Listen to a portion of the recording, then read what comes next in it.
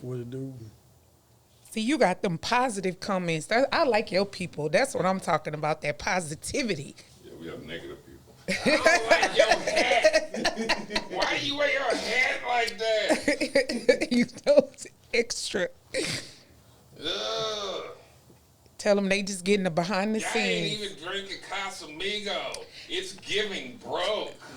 It's giving broke. It's giving broke. Like a young person. Right, like how about y'all leave us the fuck alone? It's the Social Drinkers Podcast. Hello, everyone. Welcome to the Social Drinkers Podcast.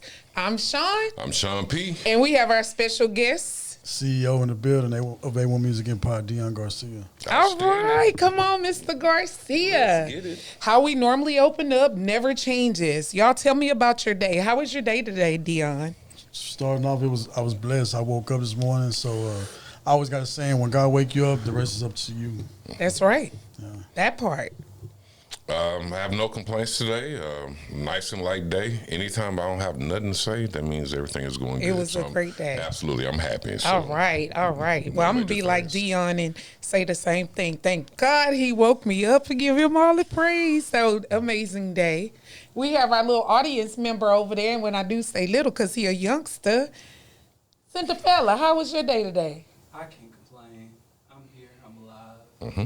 Blessed. There we go. And he was on our social media video on the Project Unk channel, and he'll be on the upcoming show, so you guys get to see him again. That's right.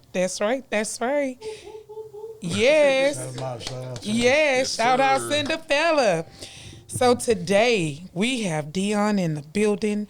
Dion is going to talk to us about that CEO life. And we're going to talk about the entertainment business, what it is that got him started in the entertainment business, some of the projects that he's working on, just how he rolls and who he can help and mentor. That's what we're going to be talking about today. Sean, I'm not going to tell you. So why do you have a pregnant pause there? Do I need to talk to him while you get yourself together and while you being messy and stuff? Because my questions just disappeared out of your phone. So here's what we're gonna do. So what you're doing right now, you put a lot of work into it. How'd you get going? Let's start there. How I started. Bring the mic a little closer to you just to make sure. How I got going was on the music side. It was my son. He was 14 years old. He said, "Dad, I want to rap." I said, "Let me hear something." So when he came to me, I was like, "Nah, you ain't ready. I ain't gonna waste my time." Because they weren't ready yet. I was like, man, it's trash. I'm not gonna lie. I'm be honest, it's trash. I can't do nothing with it, man. He was doing that honest daddy stuff. Yeah, I mean, I had to, because if he keep trying and I'm lying to him and somebody tell him, man, it's gonna hurt his feelings worse. Oh yeah, so I had to be honest, absolutely. like, man, you're not even ready. So At this point, how old was your son? 14. Okay. He was 13, just was turning 14. I got you. 3 months later, it was a big change. He said, "Man, one day I was watching my show and he said, Dad, I've been writing, I've been working." I'm like, "Man, I don't want to hear this shit, man. Go on with that bullshit, man." Yeah. Can we You can say whatever you want. So I was like, "Man, go on with that, man." Nah, man. So being persistent, I was like, "Let me hear something, man. It better be good, because I'm pausing my show, man." So I paused my show. What were you watching, just out of curiosity? Yeah. Love and Hip Hop, Atlanta. Oh Lord. Oh yeah. So you made the right move, man. So it was getting good, so I'm getting mad because, I'm trying to get in my show. So Yeah. I paused this, and man, it better be good. Yeah. So he spit a few bars. I was like, all right. Spit some more stuff. I said, might be a fluke. Let me hear something. So we kept on going down the line, and I was like, you know what? I think you're ready. Yeah. It got to the point where I turned my show. I was like, you know what? Let's sit down and talk now.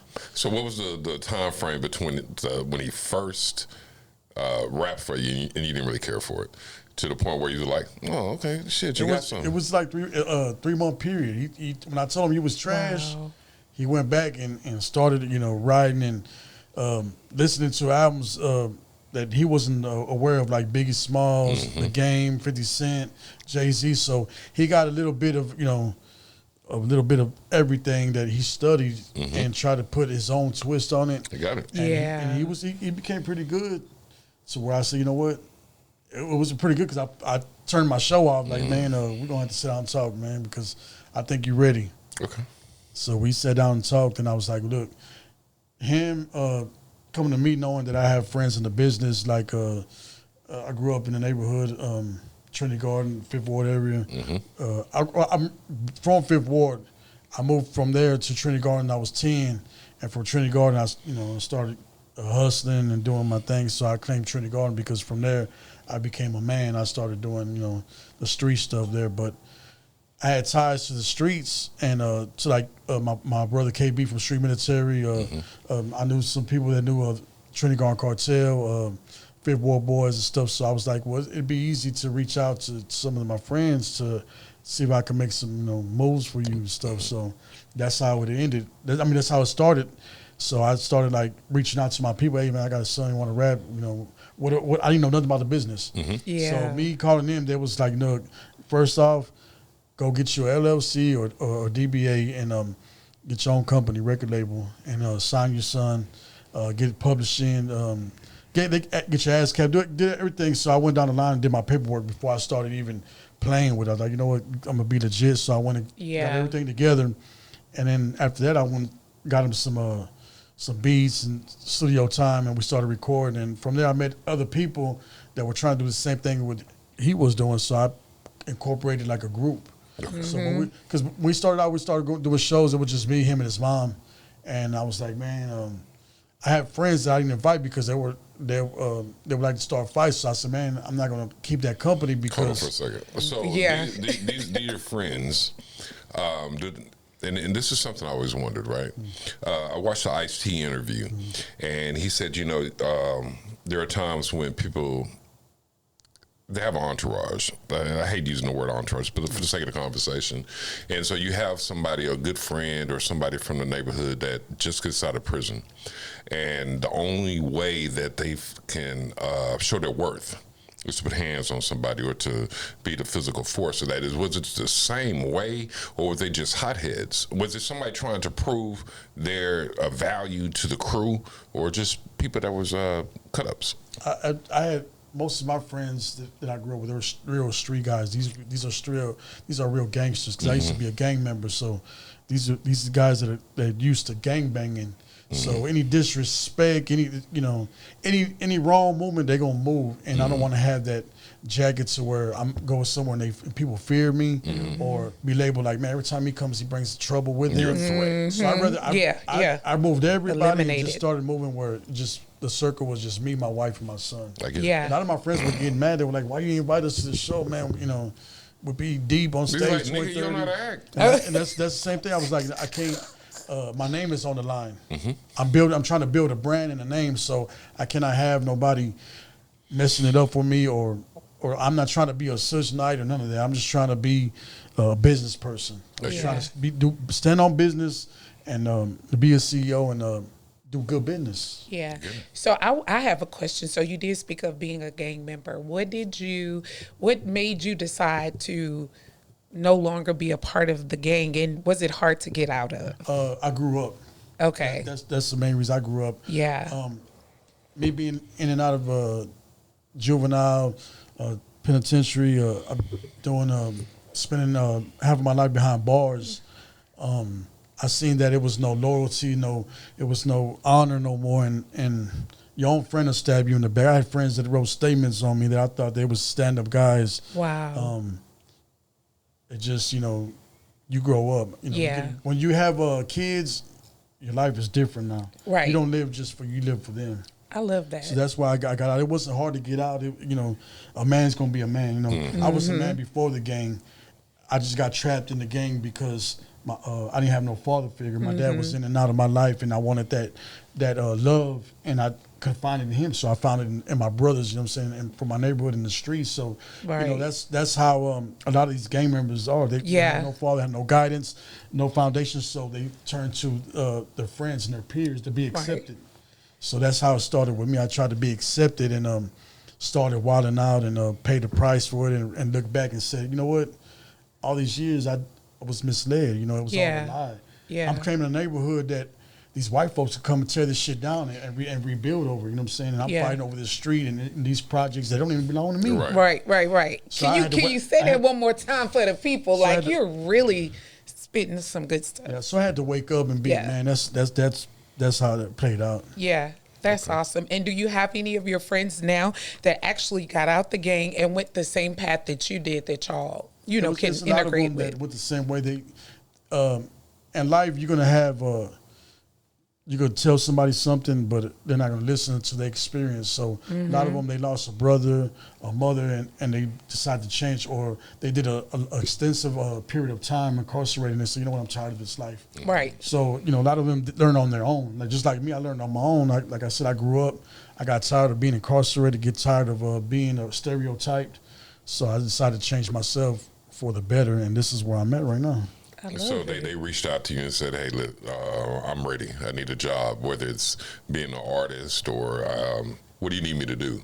And you employed them. Did it work out like that, or did they come in as business partners?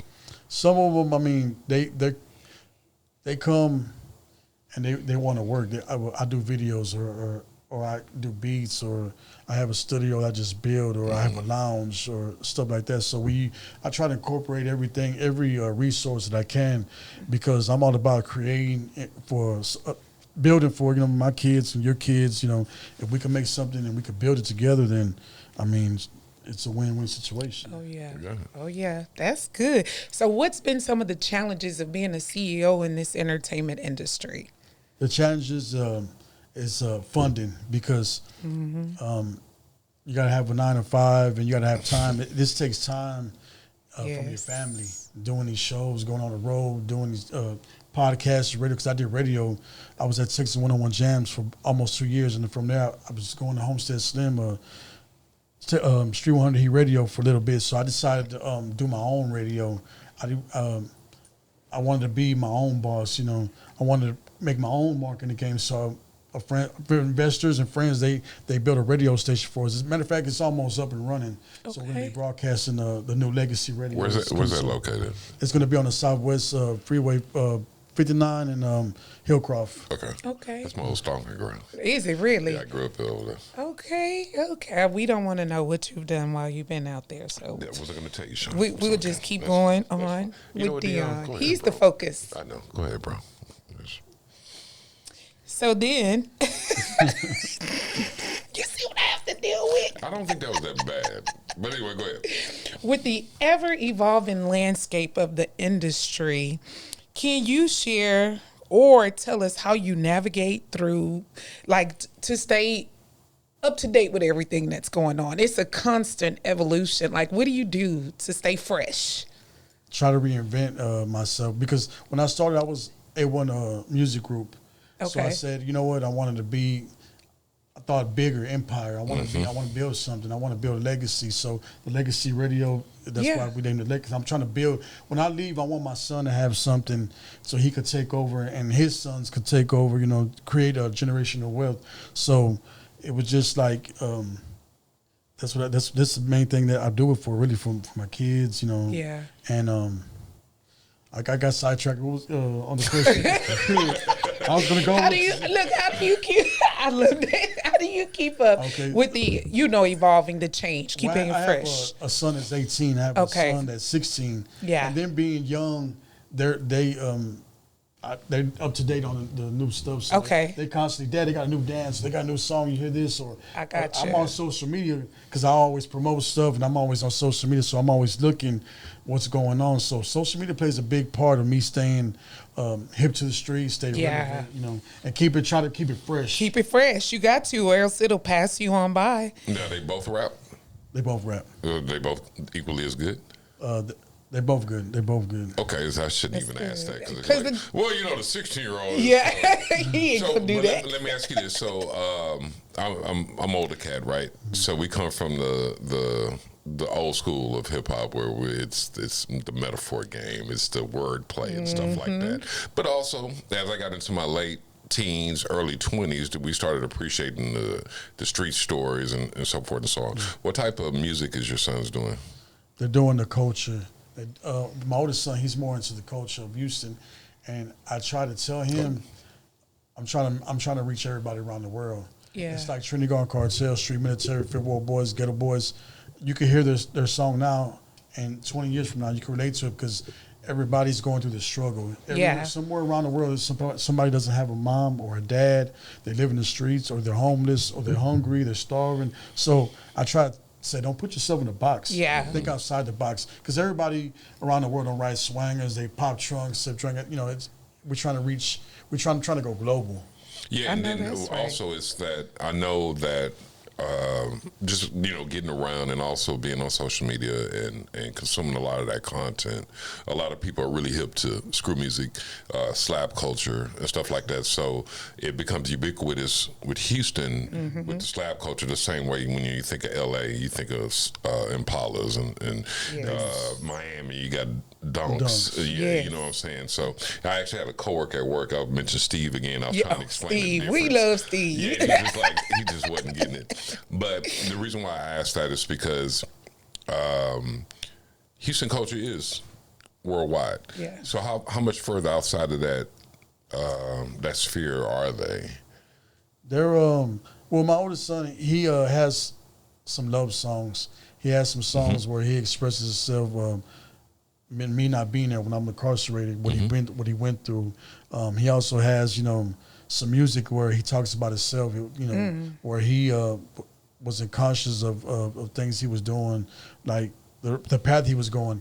He was hanging around with his cousins, and his cousins just got out of jail, and they always doing smoking, getting high. And I grabbed him and said, you know what?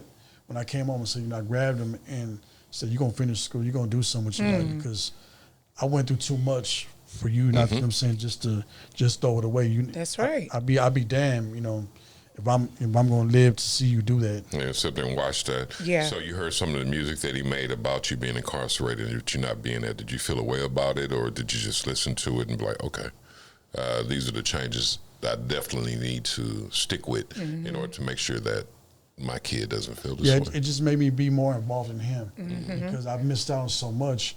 When you do time, you're in a capsule. You think that you could do 10 years, and when I left, I remember they had the phones with flip phones and stuff. When I came home, they had you touch the screens and stuff like that. It was different. So when you're incarcerated, you're like in a time capsule. You think that your neighbor where you used to live still lives across the street. You're stuck in the capsule. You don't know until you come home and everything's different. So when I came home, everything was different, and it just seemed like this period of time I was out, he kind of grew too fast for me, and me being gone, I want to correct everything that I've done. Like the time I lost, you can't get it back, but now I'm here. I'm supporting him 100%. Everything he does. Now I'm showing him. I'm not just talking about it. Hey, I'm gonna be here for you. I'm showing him. I'm at every show. I book his shows. I book his interviews, podcasts, book his studio time. I make sure he gets on stages. Make sure his songs in order and stuff like that. So I'm there. I play a big part in his career. The dadager. The dadager. That's what you are. The dadager. So can you share any memorable experiences or projects, that shaped you as a CEO? What made you realize I'm really a CEO? I'm the boss. It's like I said, I did radio, and when I was doing radio, I didn't realize how connected I was to the streets, because I moved so much and done so much. So me reaching out to like Lil Flip, the Trays, the Zeros, Street Military, K Reno's, Ronnie Spencer. I had them all on my show. Yeah. And I even had Lil Flip freestyle in front of my son at the radio station. And I realized then that, you know what, man, people were telling me like, hey man, you got a lot going on. And me being who I am, I'm humble. I'm like, man, none of that stuff don't matter to me. I'm just a regular dude, a guy trying to build something. And a lot of people would tell me like, man, they believed in me. It seemed like my wife believed in me. A lot of friends believed in me. Radio stations, they believed in me when I didn't believe that I was more than what I was. What do you mean by that? I just I believe that I was just a street dude. Just until like. People reach out to me, hey, you want to get on this show? The Ronnie Spencer's at the we did the at the Humble Civic Center not too long ago. Yeah. So people putting on these big platforms and shows, they believe in me, and I was like, man, I never thought I would be doing this. I never thought I'd be in this position. Like I said, it just changed me because I'm used to being humble and being just me. I don't think I'm nobody bigger than anybody else. So what would you tell someone that has you had past tense, your same train of thought, that they don't think, I can almost say that they're not worthy of being where they are? What would you, if you had somebody right in front of you and you needed to speak life into them, what would you tell them?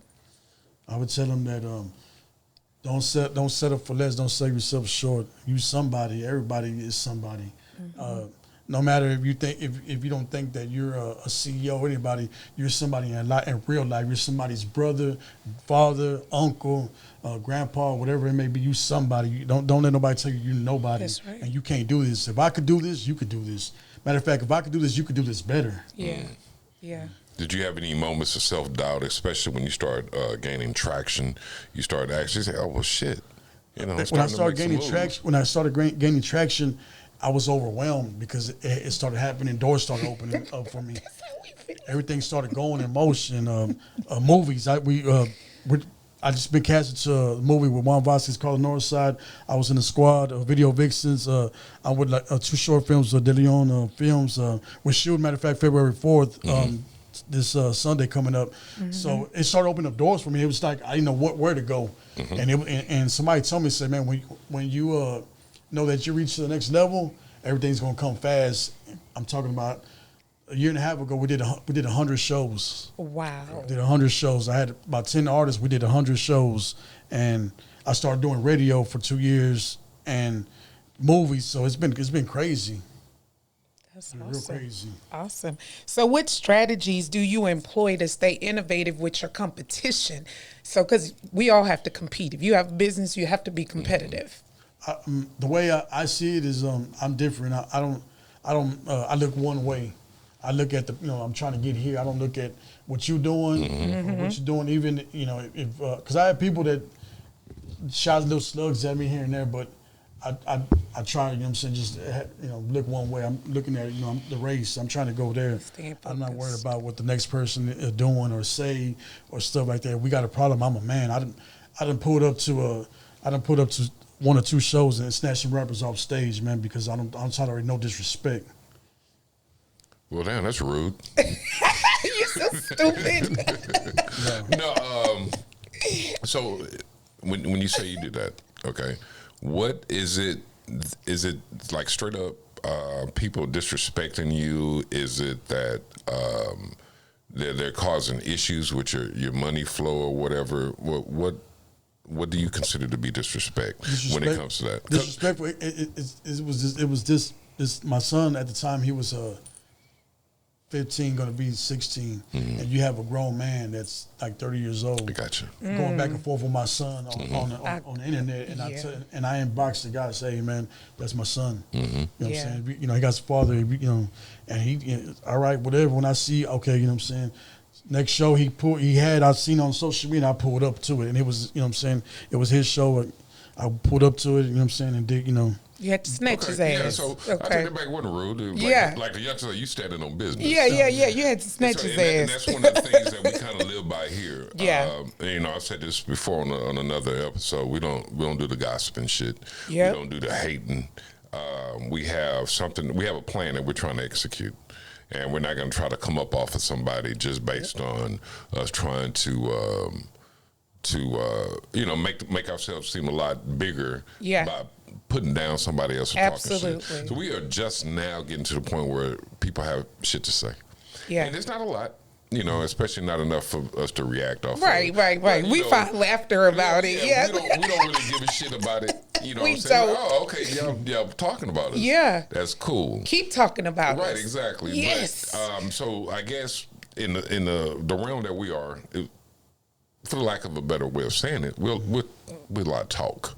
Yeah. We talk. That's what we kind do. of our lane. So yeah, you can say what you want. Nigga, we'll get with you. Yeah. Give us a minute. Yeah. We'll get to you. But you next. Yeah, you next.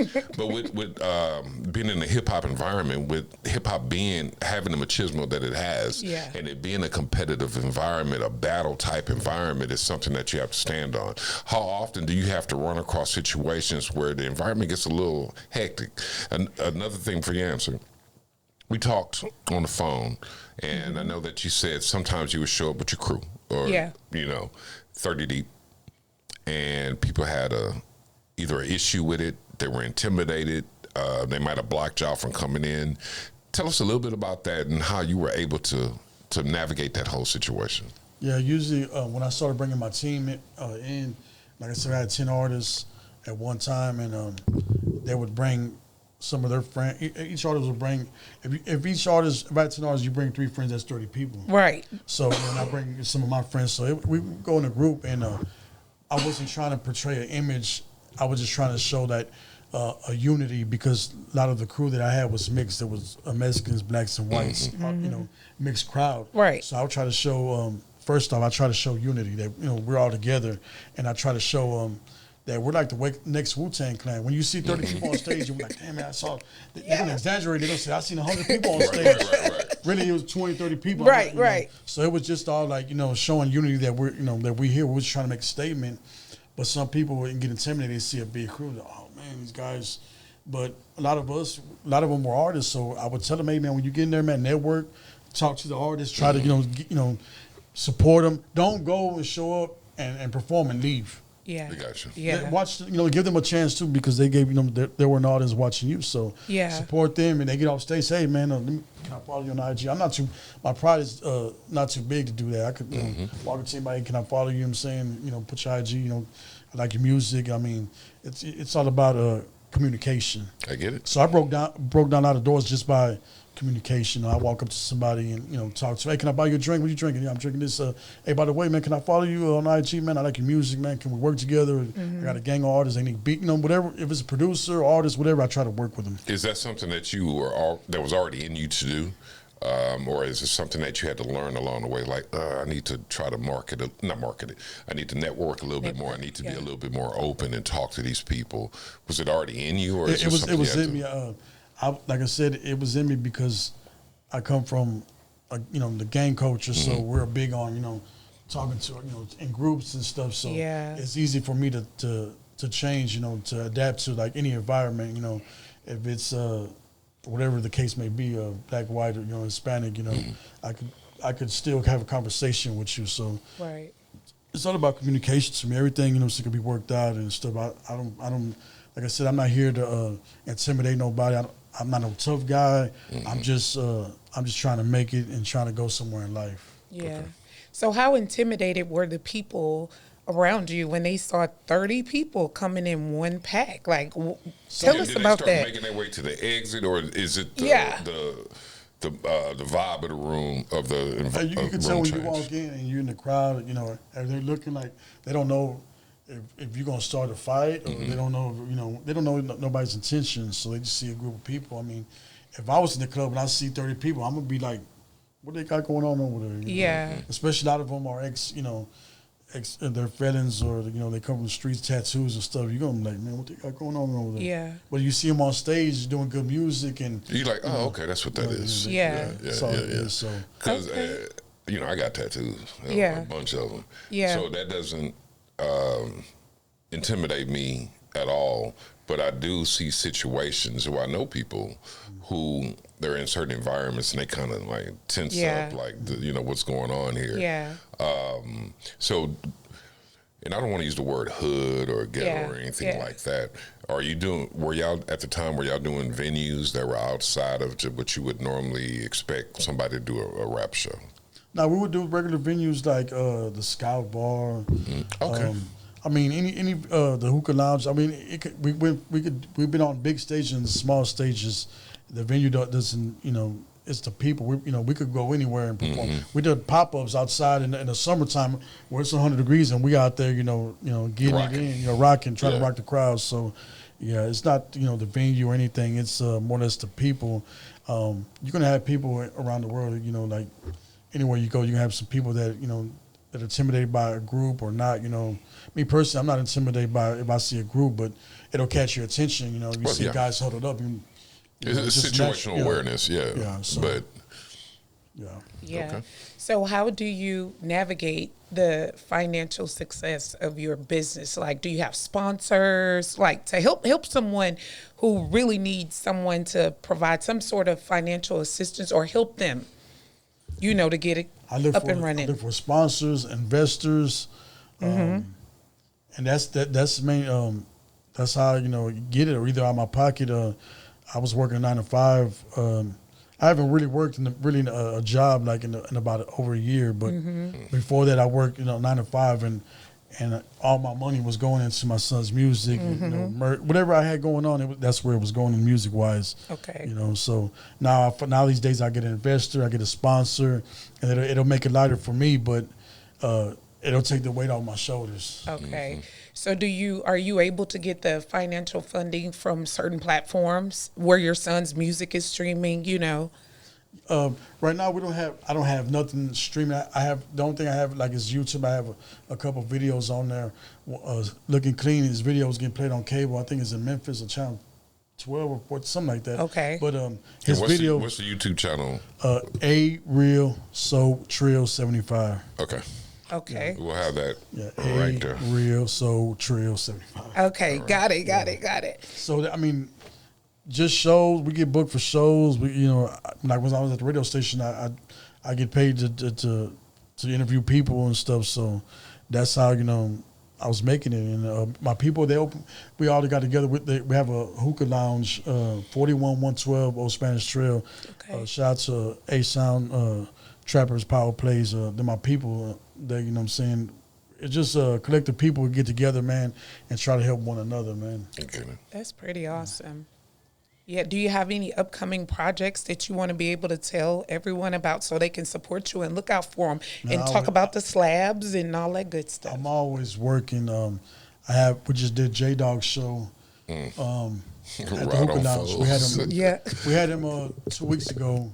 And then this Wednesday coming up, we have K Reno live in concert there. Okay. That's on this Wednesday coming up. Okay. And on the 17th, we have Fifth Ward Boys, a reunion concert at the same place, the Hookah Lounge. Okay. So Ronnie Spencer's birthday bash, March 17th at the Humboldt Civic Center. So we're doing his birthday bash there, and a bike show, car show as well. So it's gonna I've been seeing that flyer everywhere. It's gonna be a kid-friendly event. It's from the Cake Lady, the Wedding Cake Foundation. Miss Clemmie. I help her do events. We're all together. We went to school together. Albert Bonnevet. He does the Crank It Up shows. Crank It Up 1, 2, 3. Well, anyway, he's doing the Crank It Up 5, and he's gonna have Zero headline and Shaq there. Football, basketball player. Yes, sir. Yeah. So we're doing that as well.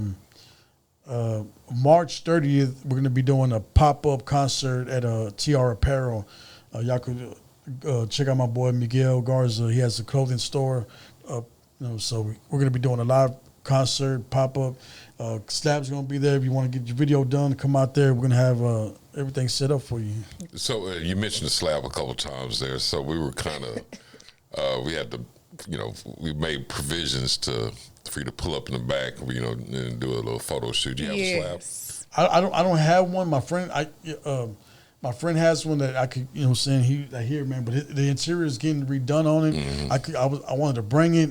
I called him, hey, man, and he's more like, man, if you need it here, for the videos, whatever. So, matter of fact, that's how a lot of people know me from when I was young. I used to hustle in the streets, and I've always had a slab. So, a lot of people that know me personally, like, man, I know him from being a young guy. Yeah, always had a slab.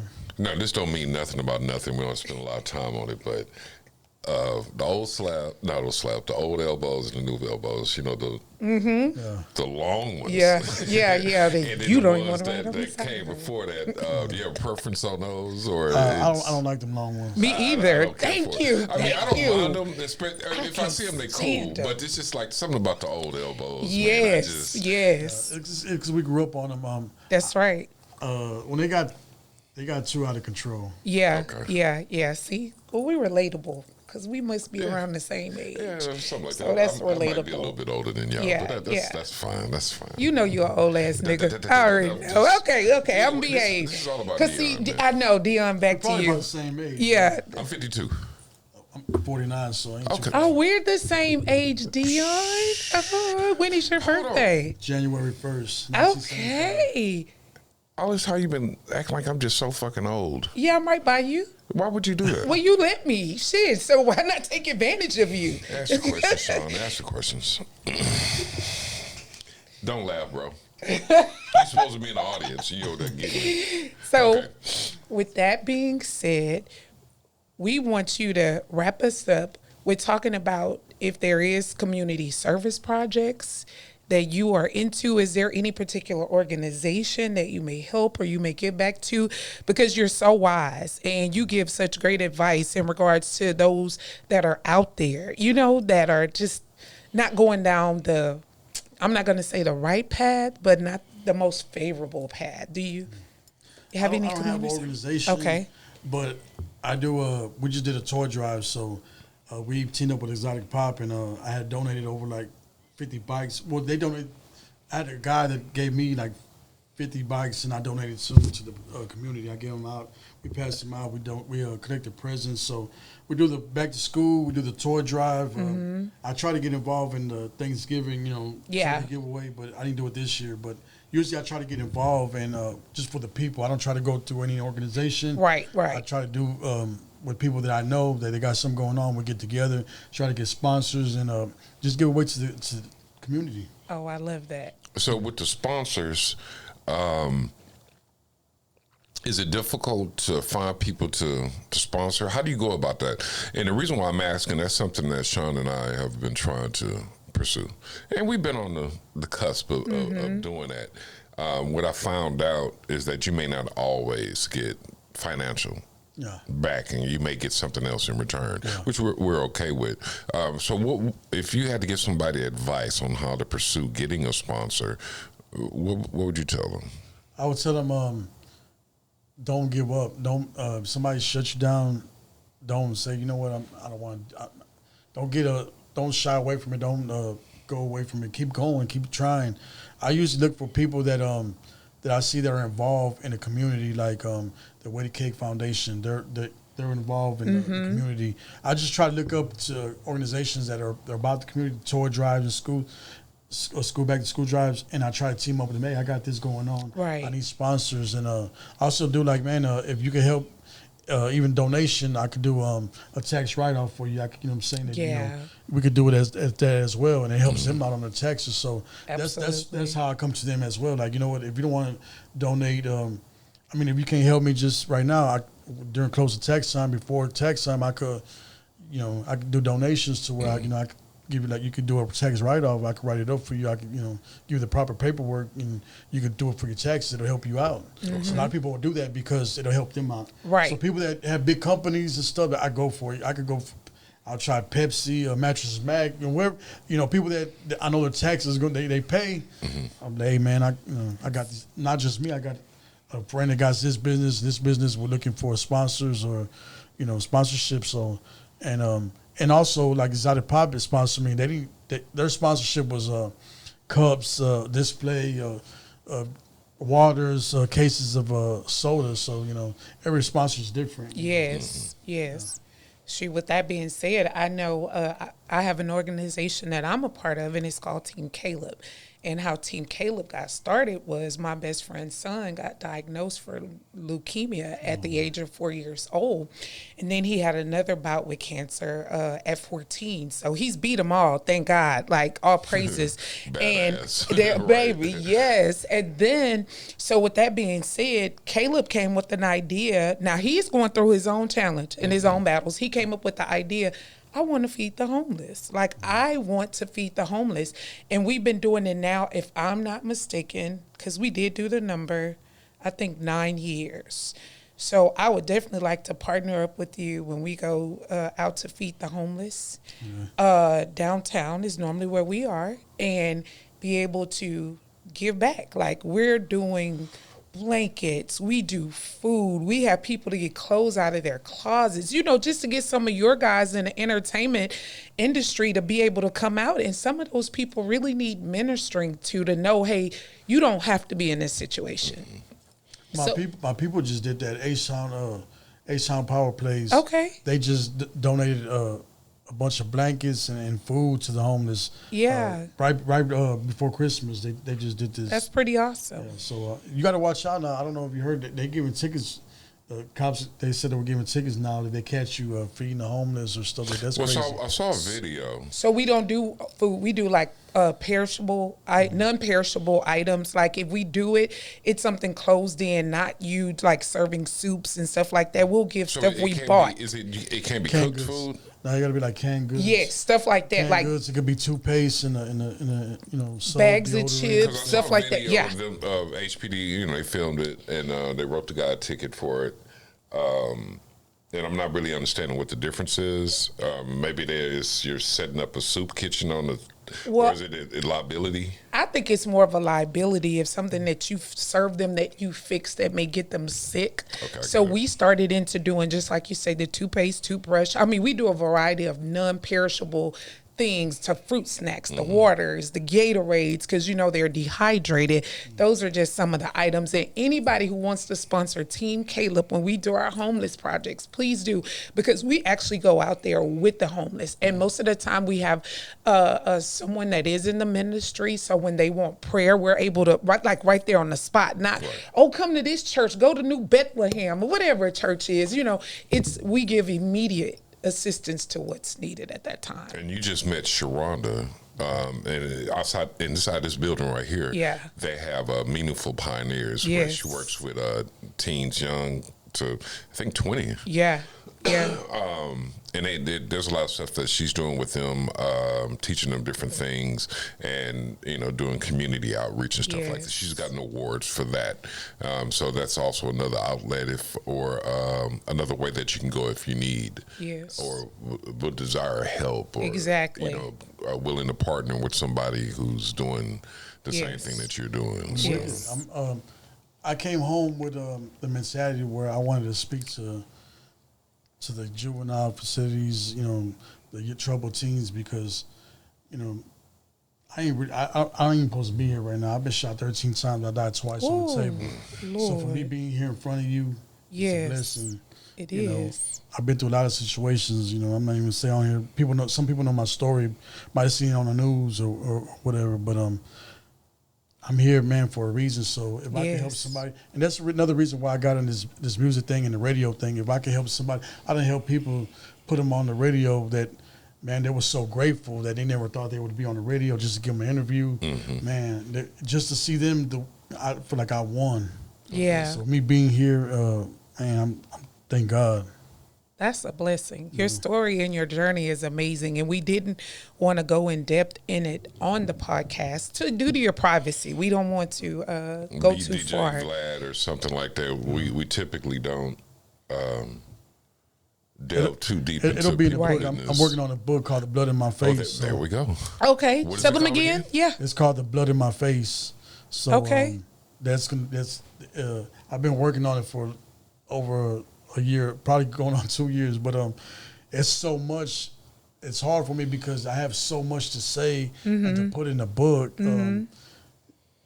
It's hard. It's not easy, but it's gonna. I'm still working on it. It'll come out eventually. So let me ask you this. Since we're just on the subject, what led to you getting involved with the gang in the streets, the gangs in the street life? Is it because your environment, or is it something that you desired about that kind of led you down that path? What led me down that path? I lived in a neighborhood where it was known for being Bloods. It was like I seen as a kid, you wore the wrong color. I seen them. Some crazy things happen. So I learned being that young. My mother. I was in 5th grade one time, and my mom brought me a blue sweater for Christmas. Like, I said, man, I can't wear that. She's like, why? I said, around here, everybody wears red, Mommy. You ain't see. And so what led me to being involved in the game, like I said, my father was never really around. I had a father, but he would, he was there. He would come and go as he pleased, and like I said, I'm the only son. So I was looking for that father figure. I was looking for a brother. I didn't have no brother. So all my friends were my brothers and cousins to me. You know, they were family, so they were all in the gang life. So 9 times out of 10, you know, that's what I gravitated toward because I didn't have no structure. I didn't have no somebody that I could call my brother. They were my brothers. They were my friends. Yeah. So as I thought, you know, and at that time and moment, but as like I said, I got older. All that is a lie. Yeah, you say it's a lie. You just go on and lie. say it. I'm telling you. Do you think that's common with a lot of people that get caught up in the gang culture? It's they're lacking, and I'm not going to say family structure, but they're lacking the love that you would normally get from a family structure, and as they go out and seek that, do you think that there are a lot of people that just want to be a part of something, or maybe they want protection from an environment that's dangerous? I mean, how does that factor out with you? I'm gonna give it to you raw in a sense. As I got older, I looked at gangs like, man, you're a coward, man. You know what I'm saying? You need these guys. You know what I'm saying? You need these people to back you up. And me, I've been in a gang life, but I never really. When I got in a situation, I never ran to my gang. You know, I was like dangerous by myself. Yeah. And people that know me on my social media and real life that, you know, keep in contact know me and that I was active. I didn't need. If I got in a situation, I'm gonna handle it right there. Stand I'm on my get 20, 30 people. I ain't need Yeah. that. I'm gonna clear the whole scene out. You know what I'm saying? I'm gonna make a statement. But as I got older, I'm like, man, it's like you know. I thought like my mentality, like, man, you a coward, man. You need all these people to be accepted. You know, that's what a person wants, to be accepted. They want to be a part of something. They're insecure. You know, they don't have that structure. They don't have that brother. They don't have that father, uncle that get on their ass. You know, to tell them, you know, right from wrong. So, what's the next step? You know, all my friends gang banging. You know, and you know, 9 times out of 10, you're gonna follow in his footsteps. Even if you look up to somebody in the neighborhood, the drug dealer, you know, you're gonna see, oh man, he got a good car. He got, you know, got all the girls, all the money. You're gonna want to 9 times out of 10. That's somebody you idolize. You're gonna try to follow in their footsteps. If you don't have no father or uncle to tell you, take your ass to school, do right, finish. You know, you're gonna do the. You know, what I'm saying, you're gonna try to gravitate toward that. So we're not too far off in age. So. We grew up around the same time in Houston. It was crazy as hell in the late 80s and the early 90s. And my escape to get out of everything, it wasn't to join a gang. It wasn't to, you know, seek out or trying to engulf myself in what's going on in my neighborhood. I completely left. I went to the military. Was that ever something that crossed your mind, or where you felt like you're rooted, that this is my home, this is what I'm about, and I just stayed there. That crack era was ruthless. So at one point in my life, I wanted to go to the military, but I'm flat-footed. You know, I got, you know what I'm saying, you know, things that they're not going to accept you. Right. So I wanted, you know, when I first was getting in trouble, I said, man, you know what, I just want to go to the military. I want to, you know, be a part of something, you know, bigger than the gang. Like, man, gangs. I want to be a part of something. If I'm going to be out here causing destruction, let me go do it in another country. Okay, fuck them up. Fuck them up. Let me go somewhere where, you know, I'm going to represent this country. I'm over here representing this neighborhood. Let me represent this country. Exactly. Get bigger. Kill the motherfucker. Yeah. You know, a medal for it. Yeah. Time and shit. Yeah, man. But I thought about it, and it's something that, like I said, I had a lot of things going on. I got shot at an early age.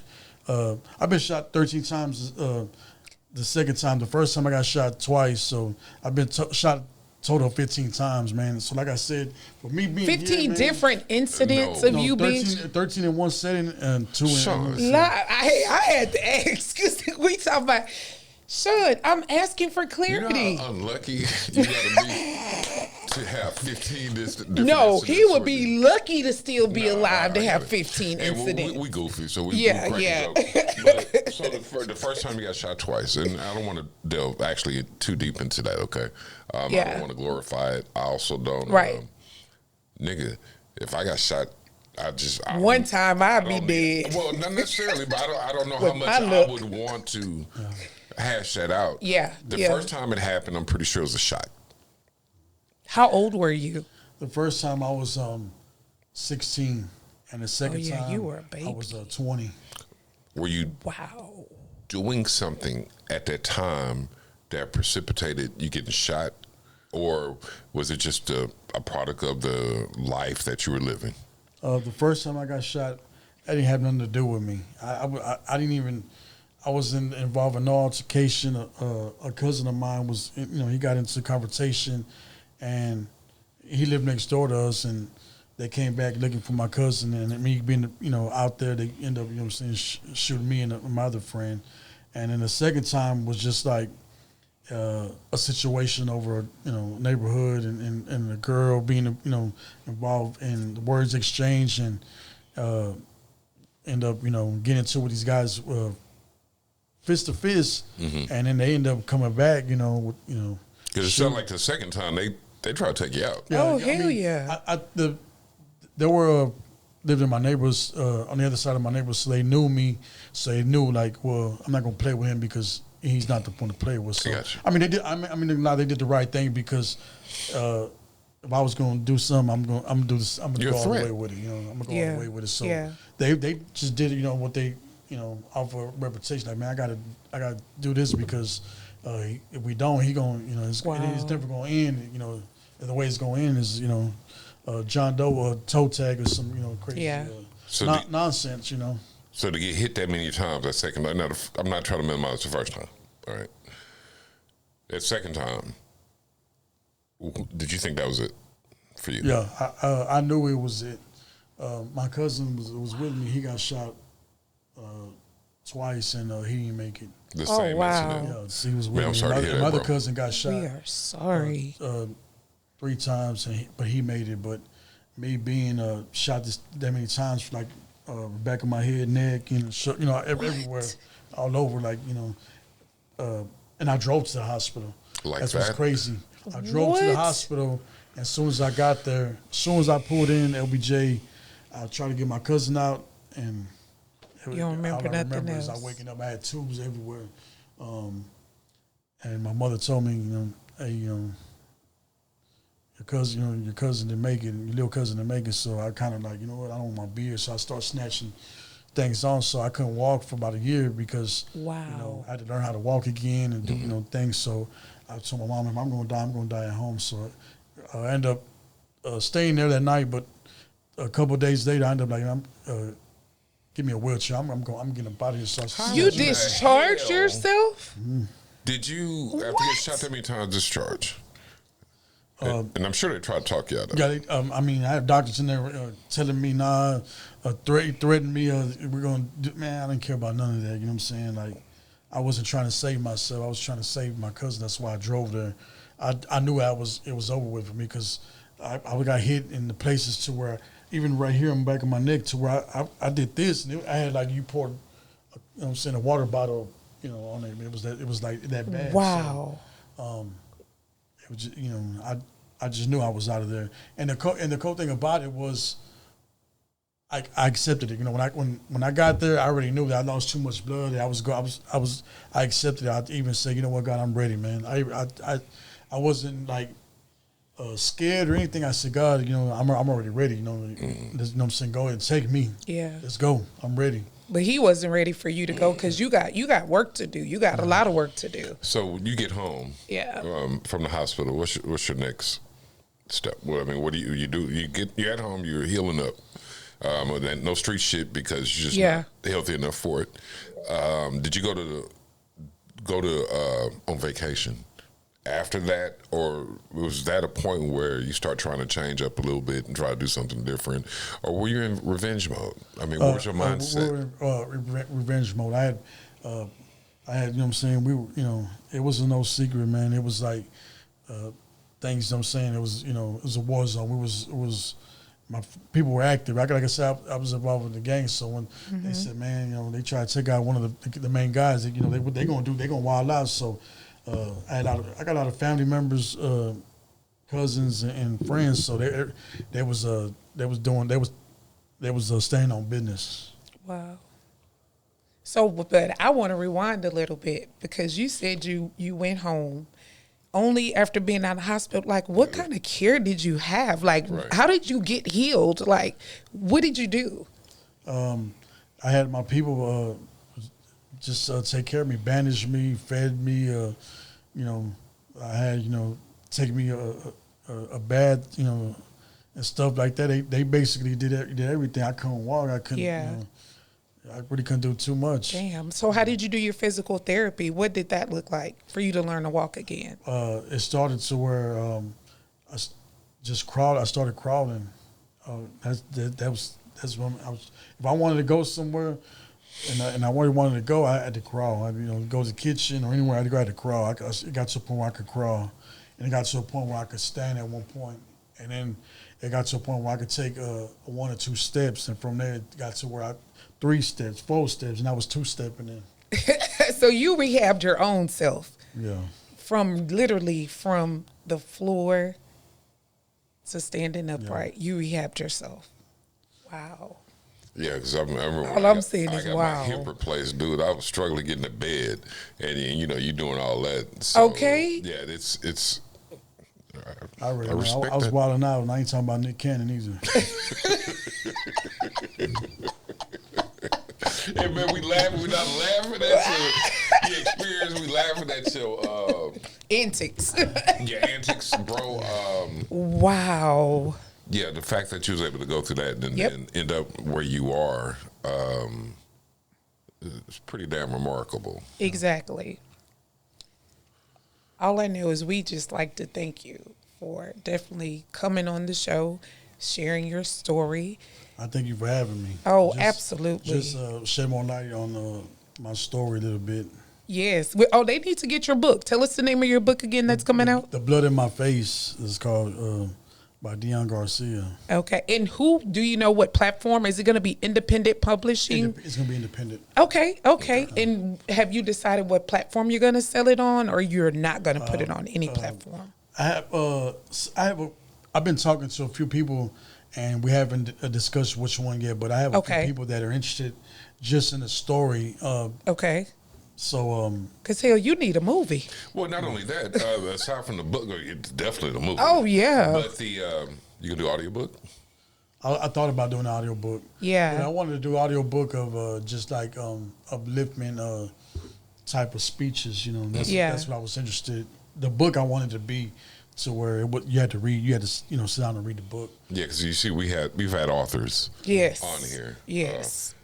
So, I mean, it would be really cool to have that added. We have a couple different other authors that's going to be on here. Yes. So it seems like, and we had a young lady, April Smith, that came on that had a book. We don't have her book yet, but what we're starting to notice doing this, and this is I'm really enjoying this whole podcast thing. We do have her book. I purchased it. Remember? It's not on the table. Oh, I didn't purchase a hard copy. I'm sorry. No, Sean, I did a Kindle book. You see? But you can't say we didn't do it because we definitely supported April. I didn't say we did. We supported April. Anyway, Dion. You and I. Anyway, Dion. Just so you know. Y'all must have known each other for a long time. You think so? No, and that's the crazy part. Yeah. She just I'm a pain in his ass, but he gonna be all right. I fuck with her though. I need her. We need each other. She keep me. But what the cool thing about doing this podcast is that we have a lot of people that have written books. Yes. Or if they haven't written books, they are doing something that's a release for the trauma. Yes. That they've gone through. And I'm not dissing our guests. There are a lot of broken people on here. Yes. And those are some of my favorite people too. Yes. And when I say broken people, I don't mean that they're fucked up. Exactly. You know what I'm saying? It's just that those are the people with a real story to tell. It'd be easy to get somebody that was raised with a silver spoon or just had everything handed to them. Yeah. It doesn't make their story any less valid or any less enjoyable.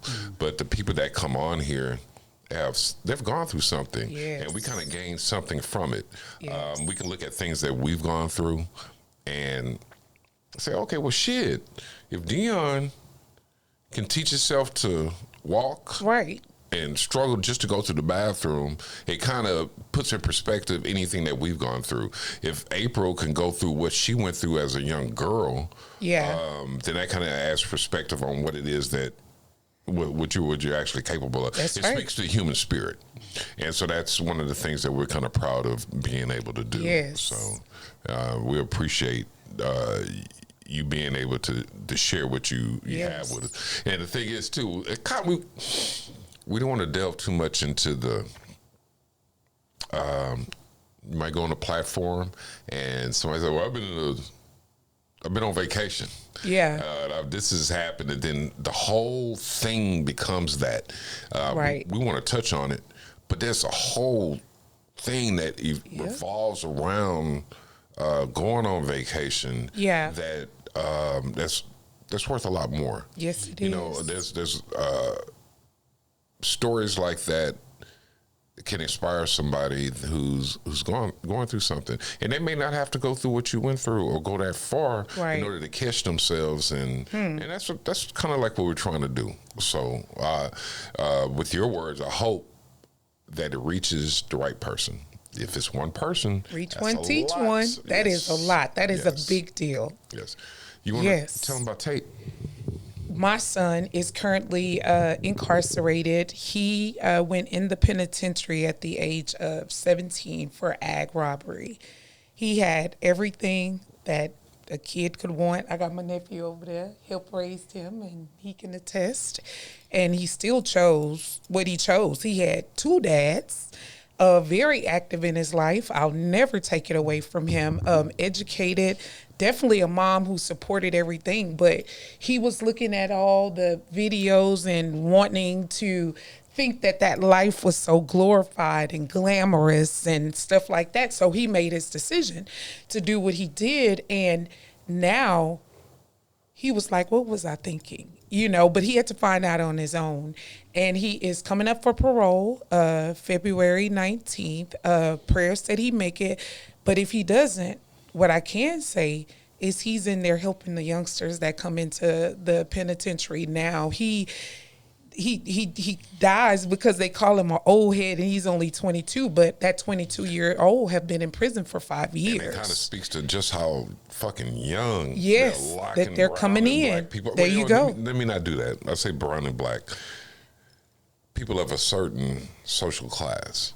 You know, so you could be white, and if you're not brought up with some of the same tools. And that Tate may be a little bit different because he had some of the tools, but they're locking a lot of our youngsters up at an alarming rate. And forgetting about a lot of them, the ones that they get lost in the system. They get lost in the system. The ones that don't have the family support system, they're just lost. And we just encourage you from this platform, and for me being a mom who does have an incarcerated child, don't forget about your family member, even if it's a friend. If you show that you are involved, you care, it matters. I mean, they do treat you a little differently, you know, when they know you have somebody out there that ain't gonna play about you. Yeah, and like, oh, they watching. There you go. You go. And it's so unfortunate that our kids do make mistakes, or our family members or our friend do make mistakes. A lot of us have made mistakes. We just haven't gotten caught about it, you know. So just encouraging, we gotta just love on each other. We just do.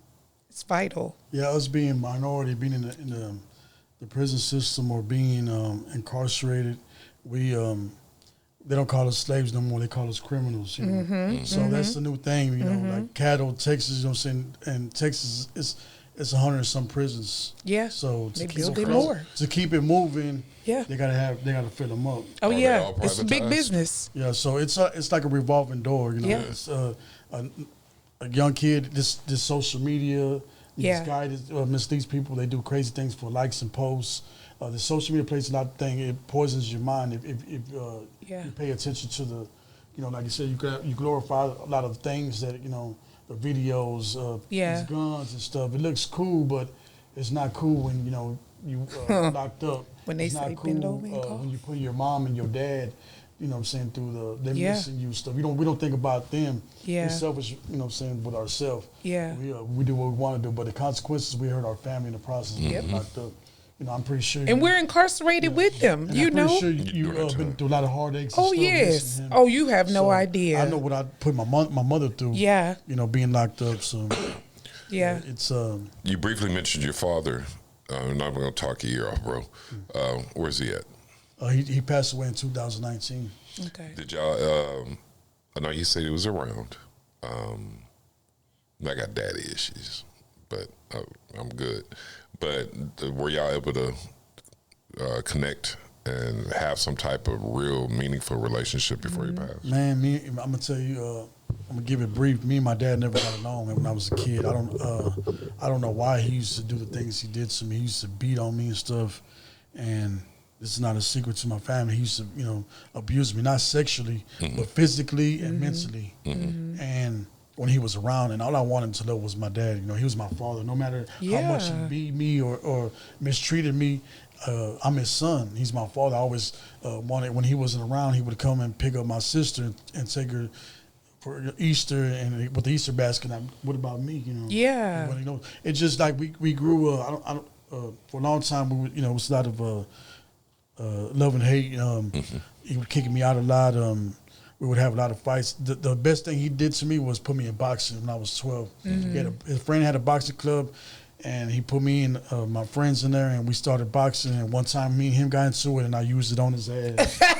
No, you didn't. Yeah, I used it on his ass. He used the old man straight. I wasn't expecting to hear that. I kicked my dad's ass when I was 18. I wasn't expecting that. And I figured that, man, I always wanted to do this because payback. And when I did it, you got nothing for it hurt you. I know it did. So, and then as I got older, been out of prison and stuff, it was strange because no matter the fights and the stuff that we did, when I was locked up or anything, he was there for me. Yeah. Like, it's crazy. Like, if I got in trouble, he'll try to get the lawyer and stuff. I don't know if he did it because my mom, was was depressed or go. You know what I'm saying? I don't know if he did it for that, but every time I got in trouble, he would have come in a support. That was strange, but did he ever do time? No. He was in the military, so he was different. Marines. But as I got older and became a man, we became best friends. Oh, wow. Yeah. So when he passed away, y'all were on good terms. What a beautiful ending to some traumatic experiences. Yeah, rest in peace to your dad, man. Yes, God bless him and as I bless became you. a parent, I understood now. Yeah. He was just being a dad. I was wilding out. I was out there I was out of control. And shit, the things I did, I wouldn't want to be around me either, man. But we became best friends, and we mended our relationship, man. And like I said, to this day, I miss him. Yeah. Wow. Oh, thank you for that vulnerable moment. I'm trying to fight back a few tears. I was looking, you kind of, you good, Sean? I am good, but I mean, to be able to share and definitely be vulnerable with us, and again, your story would definitely help other people. So as we wrap up, could you please let everybody know the platforms they can follow you on? You can follow me on Facebook, Dion Garcia, on IG, Deon Garcia 98, or CEO of A1 Music Empire.